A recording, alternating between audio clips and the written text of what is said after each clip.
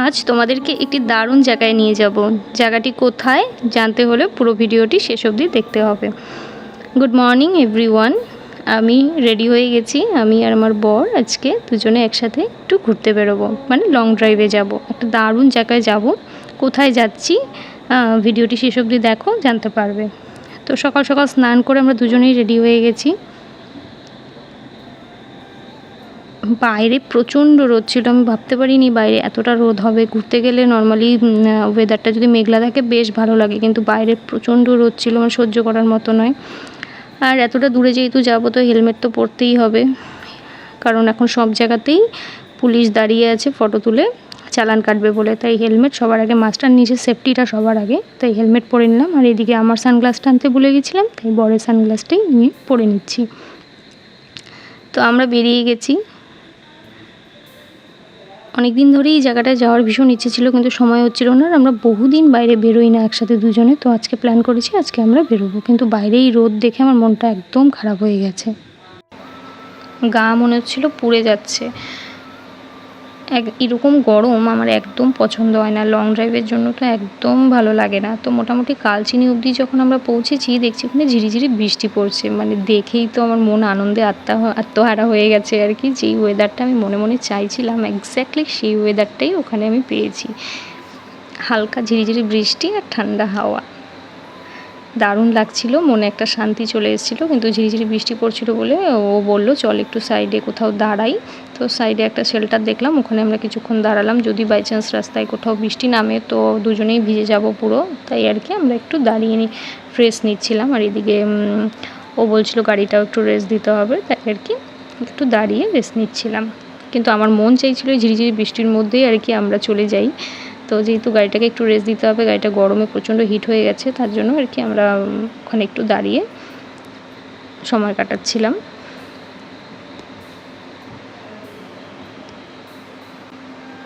তো মোটামুটি বেশ অনেকক্ষণ আমরা ওখানে দাঁড়িয়ে আড্ডা গল্প দেওয়ার পরে আমরা এখন আবার বেরিয়ে যাচ্ছি, নয়তো আমরা টাইমলি পৌঁছতে পারবো না, অনেকটা লেট হয়ে যাবে। তো ওখানে ঝিরিঝিরি বৃষ্টি প্রায় পড়েই চলেছে, তো ওই বৃষ্টিতেই আমরা আর কি বেরিয়ে যাচ্ছি।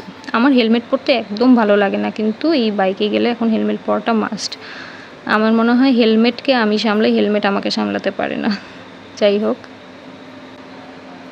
গন্তব্যে পৌঁছানোটা যতটা আনন্দের তার থেকেও বেশি সুন্দর একসাথেই পথ চলার অনুভূতিটা। খোলা রাস্তা, সবুজ প্রকৃতি আর প্রিয় মানুষ, এর চেয়ে সুন্দর কম্বিনেশন হয়তো আর কিছু নেই। আজকের এই লং ড্রাইভ আমাদের ব্যস্ত জীবনের মাঝে ছোট্ট একটা শান্তির বিরতি। আজ অনেক দিন পর আমি আর আমার হাজব্যান্ড বেরিয়ে পড়েছি। সত্যি বলছি, লং ড্রাইভে বেরোলেই আমার মনটা একদম ফ্রেশ হয়ে যায়। খোলা রাস্তা, ঠান্ডা হাওয়া আর পাশে প্রিয় মানুষটা, এর থেকে বেশি আর কী বাঁচাই। আজ আমাদের কোনো তাড়াহুড়ো নেই, ধীরে ধীরে রাস্তা উপভোগ করব। রাস্তা উপভোগ করতেই বেরিয়েছি। দেখতেই পাচ্ছ চারপাশে কত সবুজ, চা বাগানগুলো একদম চোখ জুড়িয়ে দিচ্ছে। এই রাস্তাগুলো দিয়ে যেতে যেতে মনে হচ্ছে শহরের সব ক্লান্তি কোথায় যেন হারিয়ে গেছে। লং ড্রাইভের সবচেয়ে ভালো ব্যাপার হলো গন্তব্যের থেকেও পথটা বেশি সুন্দর লাগে। রাস্তার দুপাশে যত দূর চোখ যায় শুধু সবুজ আর সবুজ। সারি সারি চা বাগান যেন সবুজ কার্পেট বিছিয়ে রেখেছে পাহাড়ের পায়ের কাছে। হালকা বাতাসে চা পাতার গন্ধ মিশে আছে, আর সেই গন্ধ মনটাকে এক অদ্ভুত শান্তি দেয়। মাঝে মাঝে মনে হচ্ছিল আমরা যেন কোনো ছবির ভেতর দিয়ে যাচ্ছি। পাখির ডাক, গাছের পাতার শব্দ আর বাইকের মৃদু আওয়াজ, সব মিলিয়ে পথটাই যেন গন্তব্য হয়ে উঠেছিল। শহরের কোলাহল থেকে দূরে এই সবুজ পরিবেশে সময়টা সত্যি একটু থেমে গিয়েছিল। জানি না তোমরা কতটা বুঝতে পারছো, কিন্তু সামনে থেকে দৃশ্যটা এতটাই সুন্দর ছিল যেটা হয়তো ক্যামেরাতে ধরা পড়ছে না। কিন্তু আমি হলপ করে বলতে পারি, যদি তোমরা এখানে এসে একদিনের জন্য ঘুরে যাও, সত্যি বলছি ভীষণ সুন্দর লাগবে। তো আমরা মোটামুটি গন্তব্যের কাছাকাছি পৌঁছে গেছি। আর এই তো দেখতেই পাচ্ছ রাস্তার অবস্থা।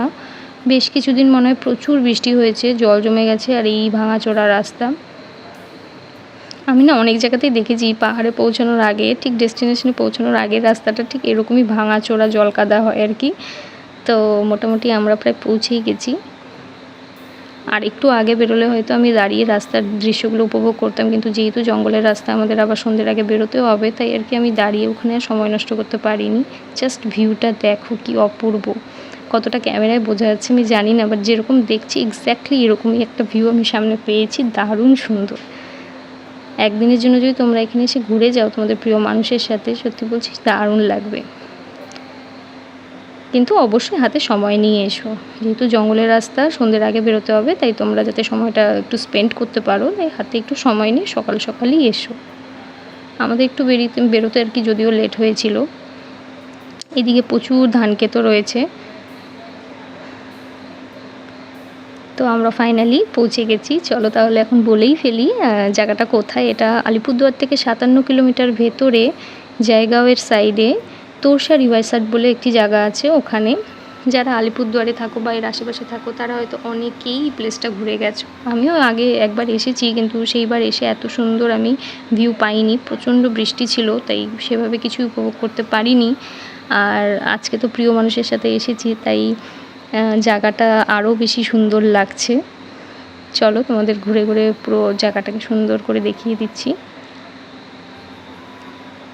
এই যে এই পাশে এই ছোটো ছোটো ঘরগুলো দেখতে পাচ্ছ, এগুলোতে সবাই লাঞ্চ করছে। এগুলো লাঞ্চ করার জায়গা, ভিউ পয়েন্টের মধ্যে সবাই লাঞ্চ করছে।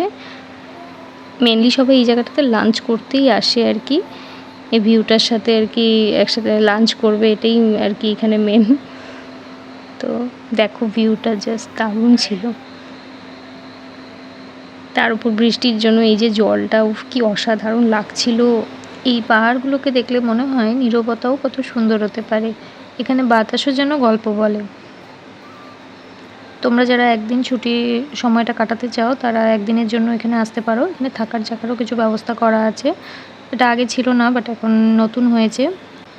এখানে রুম রেট প্রায় ওই 2700-2800 টাকার মতো হবে। যারা একদিনের জন্য একটু আলাদাভাবে সময় কাটাতে চাও তারা এখানে আসতে পারো। বনফায়ারেরও ব্যবস্থা আছে, তো সেগুলোর জন্য আলাদা চার্জ আছে। রাত্রে হয়তো ভিউটা আরও সুন্দর লাগবে। কিছুদিন পর থেকে এখানে টেন্টেরও ব্যবস্থা করা হবে, যেটা এখন নেই, বাট কিছুদিন পর থেকে করা হবে। তখন চাইলেও তোমরা এসে এই ভিউটা এনজয় করতে পারো। তো অনেকক্ষণ এখানে সময় কাটানোর পরে আমরা চলে গেছিলাম লাঞ্চের জন্য জায়গা দেখতে, কিন্তু এখানে প্রত্যেকটা জায়গায় একদম বুক ছিল। অ্যাকচুয়ালি এখানে মেনলি গেছিলামই হচ্ছে এই ভিউ পয়েন্টটা এনজয় করে লাঞ্চ করবো বলে, কিন্তু এখানে একটা জায়গাও ফাঁকা ছিল না, তাই কপালটাই খারাপ, এখানে লাঞ্চ করতে পারিনি। তো অনেকক্ষণ ওয়েট করার পর আমরা ভেতরের দিকের একটা জায়গায় লাঞ্চের জন্য চলে গেছিলাম, যেহেতু আমাদের আবার বাড়িও ফিরতে হবে, তো অতক্ষণ ওয়েট করার মতো সময় ছিল না, তাই ওখানেই আমরা লাঞ্চটা সেরে নিচ্ছিলাম।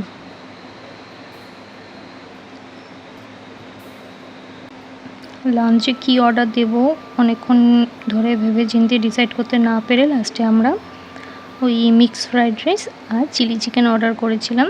ভেবেছিলাম যদি খেতে ভালো হয় তাহলে আমরা নেক্সটে আরও কিছু অর্ডার দেব। তো আমাদের লাঞ্চ চলে এসছে। এখানে যেই কোয়ান্টিটিটা দিয়েছে, তবে আমার মনে হলো বাইরে এই দামে যেই কোয়ান্টিটিটা দেয় সেটা অনেকটাই বেশি, এখানে সেই হিসাবে কোয়ান্টিটি অনেকটাই কম। এখানে এই কোয়ান্টিটিতে একজনই খেতে পারবে, কিন্তু বাইরে এই প্রাইসে মোটামুটি 2 জন খেতে পারে, কিন্তু এখানে ওই একজনের হিসেবেই ছিল। তো আমরা এটাই মোটামুটি ভাগাভাগি করে খেয়ে নিয়েছি। আর টেস্টটাও যেহেতু আমাদের অতটা ভালো লাগেনি, তাই আমরা নেক্সটে আর কিছু অর্ডার করিনি। আমার অ্যাকচুয়ালি ওই ভিউ পয়েন্টে বসে লাঞ্চ করার ভীষণ ইচ্ছে ছিল, তো অনেকক্ষণ ওয়েটও করলাম, ঘোরাঘুরি করলাম, কিন্তু কোনোভাবেই জায়গা ফাঁকা হলো না, তাই আর কি ভেতরেই করে নিল। যাই হোক, নেক্সট টাইম আবার আসবো, তখন চেষ্টা করব। তো ওখানে আমরা লাঞ্চ সেরে আবার ভিউ পয়েন্টে চলে গেছিলাম। ওখানে কিছুক্ষণ বসে দুজনে সময় কাটালাম, আড্ডা দিলাম, গল্প করলাম। তো এবার প্রায় সন্ধে হয়ে এসছে, বাড়ি ফেরার পালা। তো এখন দুজনে বেরিয়ে যাব, কারণ জঙ্গলের রাস্তা অনেকটা পথ যেতে হবে। তোমরা চাইলে এখানে একদিনের জন্য এসে ঘুরে যেতে পারো, ভীষণ ভালো লাগবে। তো জায়গাটি কেমন লাগলো কমেন্ট করে অবশ্যই জানিও। আর আমার ভিডিও ভালো লাগলে একটি লাইক করে দিও। ইউটিউব থেকে দেখলে সাবস্ক্রাইব করে দিও, ফেসবুক থেকে দেখলে ফলো করে দিও। টাটা।